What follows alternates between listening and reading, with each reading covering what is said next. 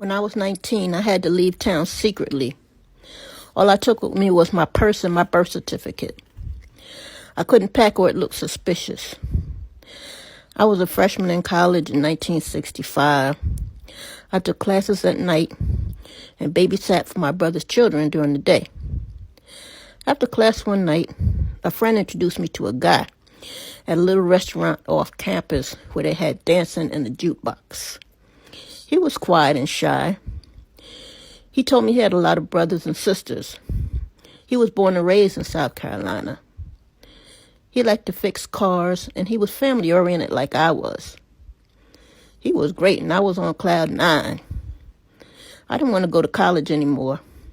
I wanted to live life. So I quit college, and we got married at the courthouse. He arranged it so we could move in with his sister in Washington, D.C. Then, after a few weeks, we got our own apartment. I had found a good job at a lab affiliated with NASA, the space agency. I came home one day, and my husband said, "Who is he? Who are you seeing?" I didn't even know what he was talking about. He thought I was cheating on him with someone at work. Then he slapped me across the face, and I fell to the floor. When my sister came to visit from New Jersey, she asked why my face was swollen. I told her I walked into a door. She didn't believe me. After a couple of weeks, I was walking home from the bus stop, and it was winter, so it was dark early. I walked past these bushes, and a man jumped out and grabbed me from behind. He put his hand over my mouth and held a weapon to my back and said, "Don't scream." He walked me toward a wooded area behind our apartment building. I opened my mouth, but nothing came out. Then suddenly, I screamed loud over and over again. A woman in the apartment building opened her window. He looked up, and I broke away running. I made it to my apartment, safe and sound.